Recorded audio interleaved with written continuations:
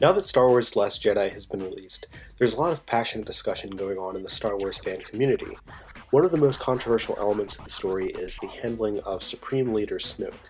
Going into this new trilogy, the origins of this mysterious apparent successor to Emperor Palpatine were the subject of much speculation. The Force Awakens didn't really provide any information on Snoke, leading fans to believe that the answers were being saved for revelation in either the second or third movie of this trilogy. Then, before we're provided with any answers, Snoke is abruptly killed off. Many fans, including myself, are very disappointed with this choice to not answer our questions about Snoke, while others are perfectly fine with not knowing. I've seen some people argue that in the original trilogy, we didn't know anything about who the Emperor was or where he came from, but it still worked. This is true. The thing is, Snoke can't function the way Palpatine did for a very simple reason. The new trilogy does not function the way that the original trilogy did. In the original Star Wars trilogy, we understand that we're coming into this story in the middle of the conflict. Luke is essentially our point of view character, so as he is learning new parts of the backstory, we are learning them simultaneously.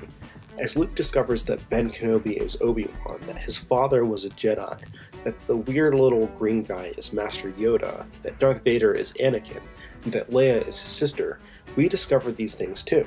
Much of the intrigue in this story originally came from the fact that there were these vital, unseen preceding chapters that set the stage for what we were watching. For over 1,000 generations, the Jedi Knights were the guardians of peace and justice in the Old Republic. Before the Dark Times. Before the Empire.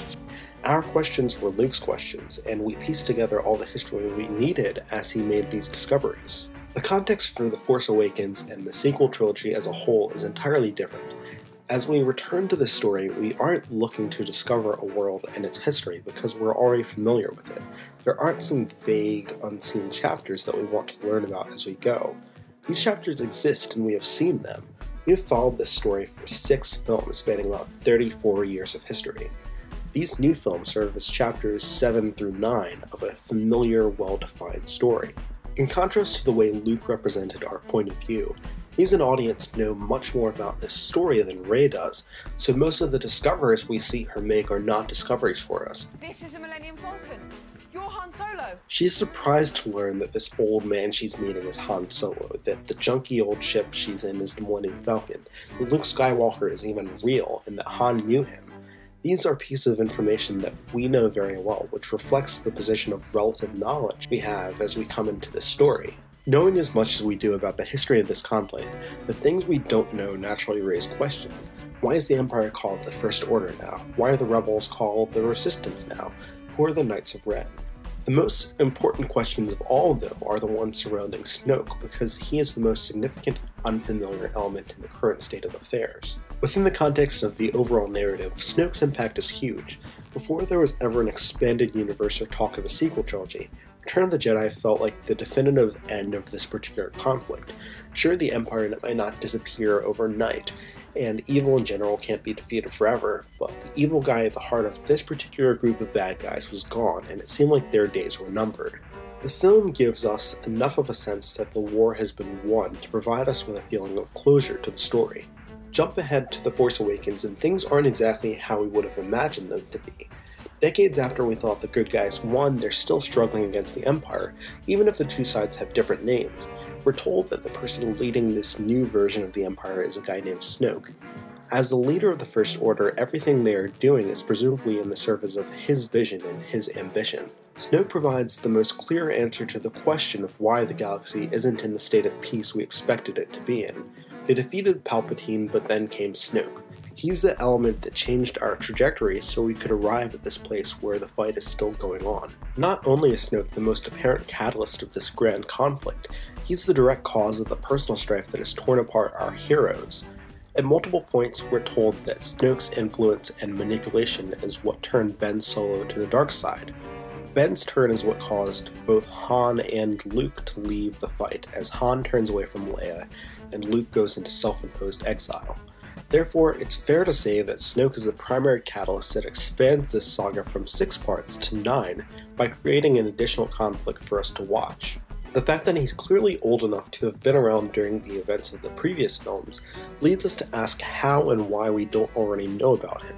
Would be one thing if he was just a military type who we could imagine ascended to the position of the First Order's leader following Palpatine's death, but he's an extremely powerful Dark Force user. Someone that powerful would most certainly be a notable factor in the earlier conflict if he was a part of the Empire at that point. So did they find him somewhere else? Did he come to them and seize power? Was he some secret that Palpatine kept hidden even from Vader? We don't know. This question of how there could be such a significant entity that's unknown to us given our familiarity with all the other major elements of the story feels like a riddle to be solved. It would be foolish for the architects of this new trilogy not to realize that Snoke's presence and role in the story raises all these questions of who he is, where he's from, how he became so powerful, and how he came to lead the First Order. Most of us had enough faith in these storytellers to believe they were intentionally creating these questions to build a mystery that would be a vital part of the journey of discovery within this trilogy. To kill off Snoke before addressing how he came into the story relegates him to the status of a plot device and an uninspired knockoff of Emperor Palpatine. The argument that the character exists only to serve the story misses the point that he only serves the story of this trilogy when it's watched in isolation from the rest of the story. When you look at the entirety of the Star Wars saga, the lack of development and explanation given to a catalyst as crucial as Snoke does a disservice to the narrative of the 9-part story.